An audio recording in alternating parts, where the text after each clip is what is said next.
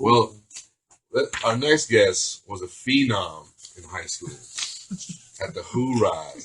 Ride? 6'4", probably weighed about $150 back then. No, about 210. Big defensive end, and he ended up going to the University of Rhode Island. Nice. Ladies and gentlemen, put your hands together for Martin Small. Yes, sir. Martin, what's up, my brother? We went from one end of the states to the other, man. Right. Coast to coast. Coast to coast, baby. Complete opposite direction. The wrong direction. So, Rhode Island Rams, man. Yeah, Rhode Island Rams. I love their uniforms. Oh yeah, the Kenny blue. Yeah, those colors were beautiful. I did like wearing the uniform. Now, Martin, you grew up in the tough streets of East Dago. Yes, sir. And I'm over there on Bay Street, man. Yeah, I lived there in high school, but I actually grew up in Southeast, like okay. like really right down the corner from Green Cat. Four corners. Yeah. Four corners.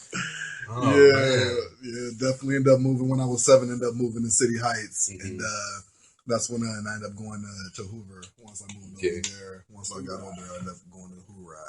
Now, I've been to Bay Street, and you lived at the end of Bay Street. And just to get out the block to go to school, that was a chore, right? Oh, yeah, definitely looked both ways. Definitely, yeah, Bay Street was, definitely had a reputation back in the day. You had to go in your backpack home with your sandwiches. Oh, yeah, hold it extra tight. So you go to the Who Ride and played there for 4 years. You played basketball as well, right? Yeah, I played basketball for 3 years there. The 2 years only 2 years were great there. Got a chance to play with guys like JD Luster. He was there. He came in. When I first got to Hoover, I actually didn't play basketball my freshman year, but my sophomore year, I said, okay, it's time for me to start playing a little basketball as well. I needed something to keep me in shape during the off season. Because football was the main sport, but sophomore year we were a bad basketball team. we weren't very good. Let me say it that way. But then Ali Goulston came in. Yeah. My junior year, and then that's when the program took a huge change, and we were actually winning. We were winning games. Awesome.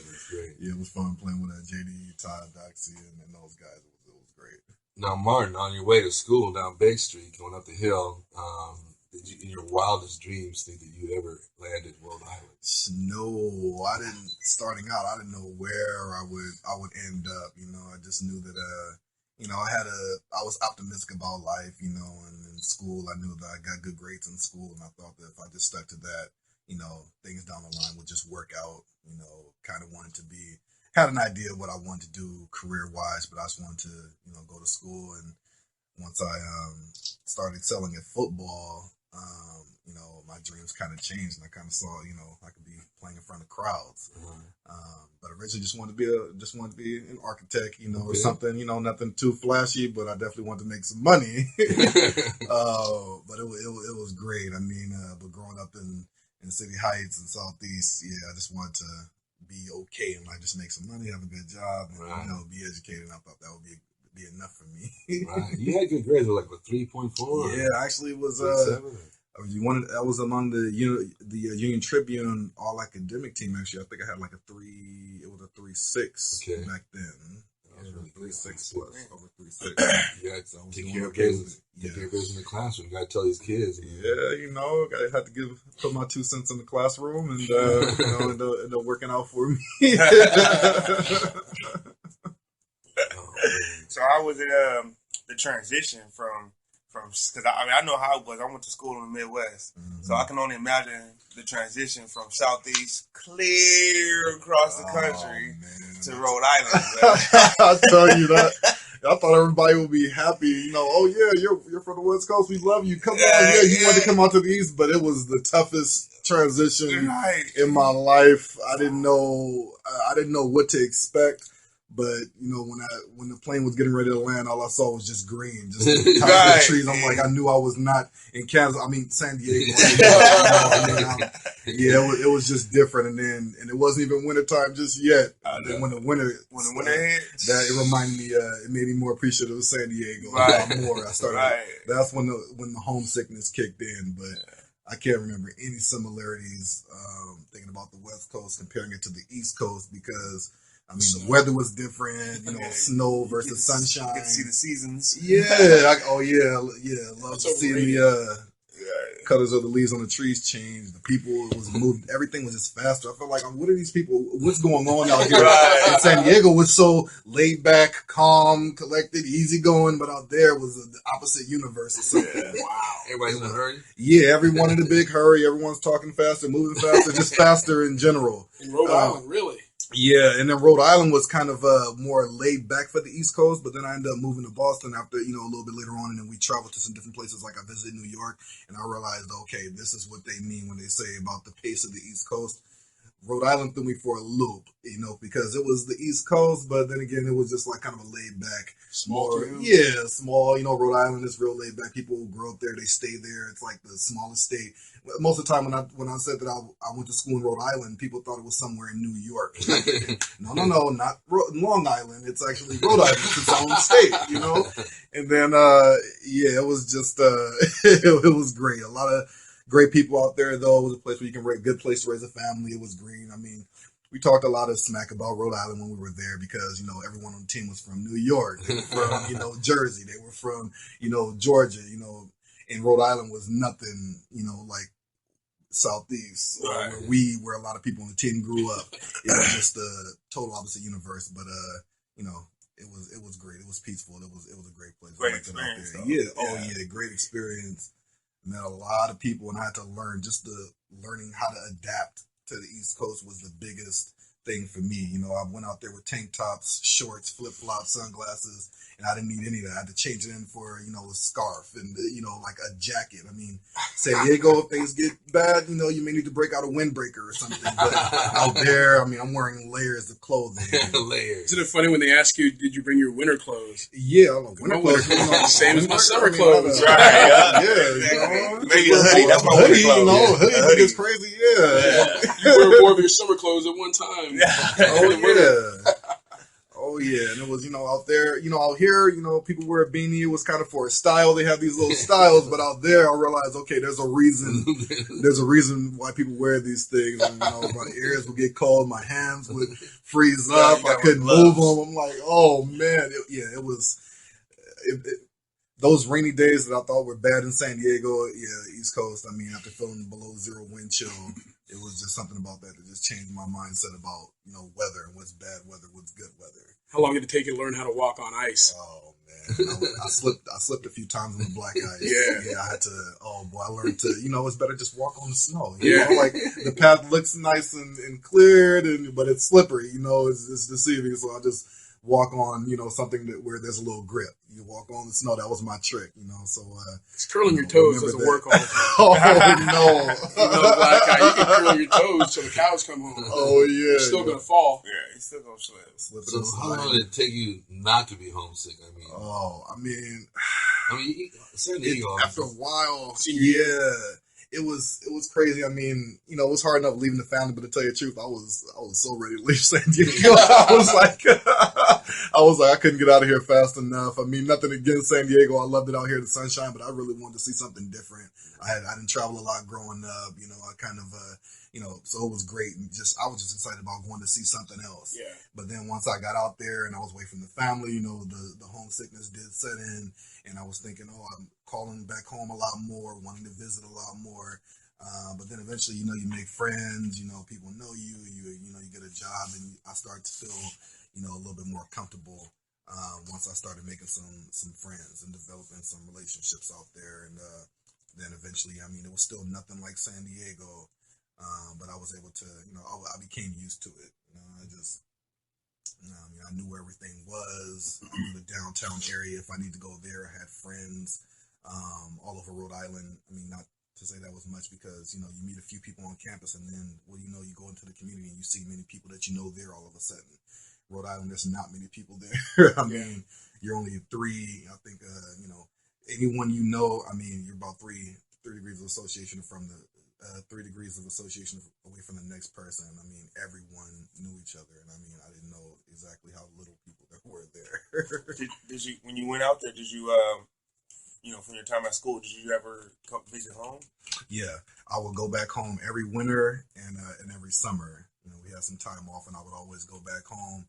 And I was so happy. I remember like that plane ticket. It put a hole in my pocket. I mean, I had to use my financial aid money to buy the ticket. It was always about round trip, coast to coast. It was always around at least like 260, 300. But me waiting until the last minute every time to buy my ticket, I always ended up paying about 300 plus for my ticket. But I did come back home, and it was so exciting. That first week or the first 2 weeks you're back, everything is like, Martin's back. Everyone's excited. Everything's new. There's a new, place where people go over here. There's a new building downtown there. These people got married. But after about 2 weeks, I realized, okay, I know the reason that things. I realized why I left in the first place. Things were pretty much the same. But it was good for me to get back home to see my family. And just for me to realize that it was time to go back. So now getting to football now, can you explain to these young men out here, like you're going from Hoover, practices after school. Mm-hmm. Now you get to Rhode Island, you're a freshman.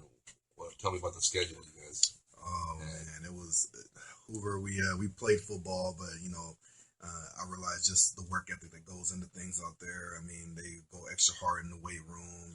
It's at least an every other day thing, and they go hard. We max out more often. The practices were more intense. The competition was high. Yeah, the pace was. I mean, I feel like the pace of practice was about how it was game speed in high school. Mm-hmm. Like that's how fast the practice speed was. And they took things a lot more seriously out there. I had to become more serious. I had to show up on time. I had to stick to my meal plan. I had to gain. I had to make sure that I was working on my craft. And there were actual consequences if you if you messed up, if you didn't show up to a meeting, if you didn't show up to the weight room. I really began to see how serious things were out there, and if I wanted to stay there, I would need to get really serious and go at it like it was a job. Right. So you guys went to Colonial Athletic Conference. That's no joke. Yeah, we started off in the A10, and then we switched over to the CAA. And the competition there was crazy. I think during my 4 years there, I think maybe at least 2 champions came out of our league. Mm-hmm. I believe it was Richmond, and also it may have been who else won that? Yeah, I think it was I know it wasn't Villanova. I'm not sure, but there were 2 champions that came out of our league. We weren't one of them. I wanted to be so bad, but we ended up playing UMass. We played teams like UMass, Townsend, New Hampshire. We played Maine, Colston, he was down at Hofstra. We would play them often. Yeah. It was great. I loved it. Playing teams like Delaware. Flacco was out there at the University of Delaware. I didn't know that these guys would be future NFL stars. But they had out of Richmond. There was Hightower. I think he came out of Richmond. Yeah.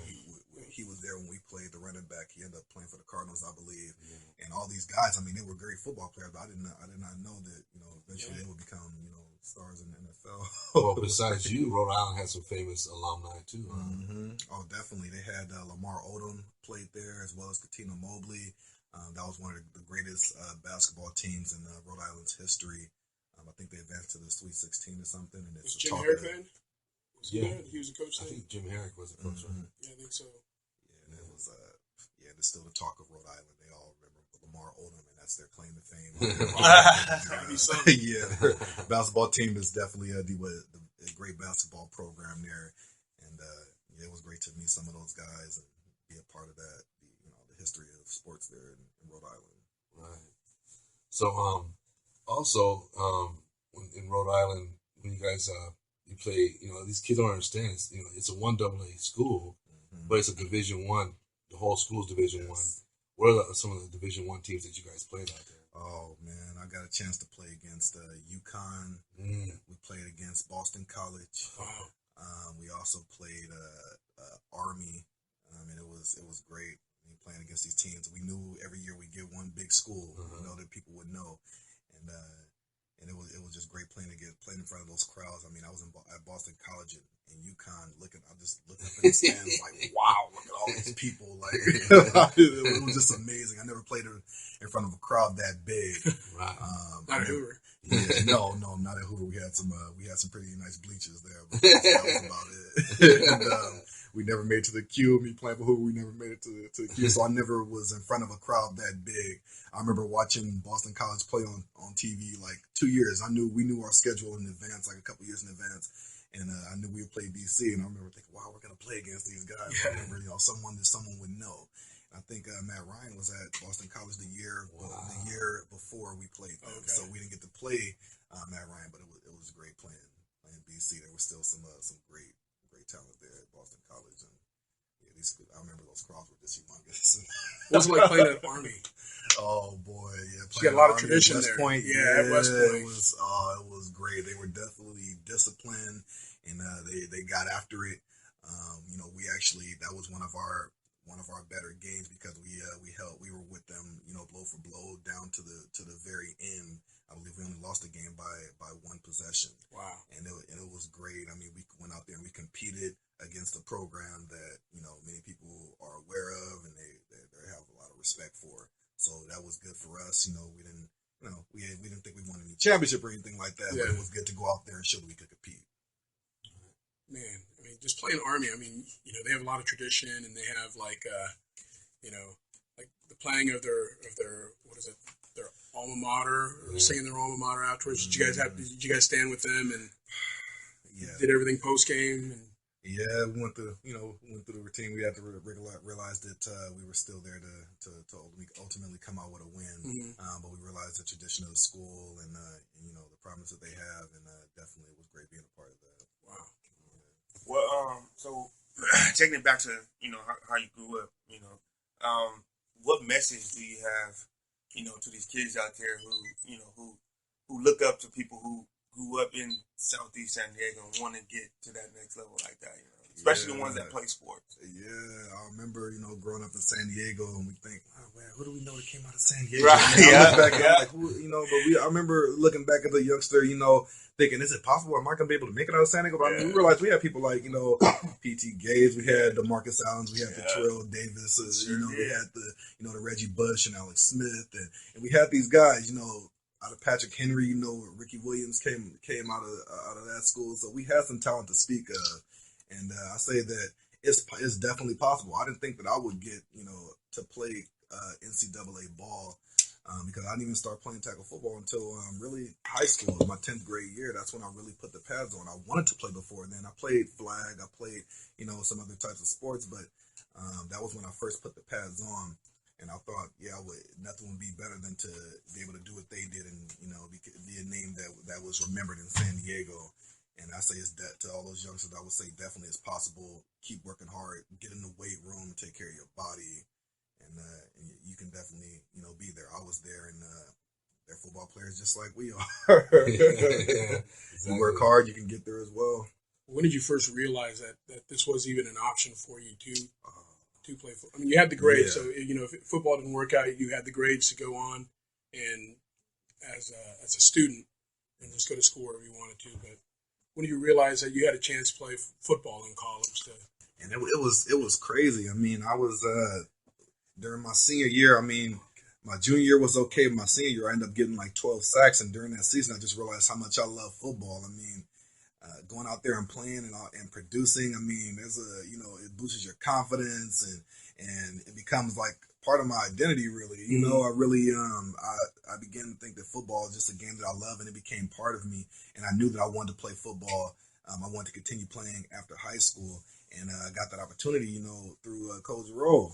We played Mission Bay, and he always told me, come through and talk to me about scholarships if you want to get to the next level. He believed I had the talent. He believed in me. And I realized one time I said, I want to try that. I didn't think I had the skills to play at the next level at the time, to tell you the truth. But I went to talk to Rhode, got my game out there, and then I realized once I had the opportunity, I realized I love this game. I have to go and do this. I actually got some scholarship offers, and it was I had to jump on it. Wow. So what was your degree in? I ended up getting my degree. I ended up getting a Bachelor of Science in Human Development and Family Studies, and I got that in 4 years. And then recently, I was working at University of Phoenix as a student support specialist, and I was actually got a master's there in adult education and training. Nice. Well, great job, man. You're a shining example. You know what you can be when you're coming out. I want to thank you for coming on the show, my man. Ladies and gentlemen, Martin Smalls. All right. Thank you. Thank you.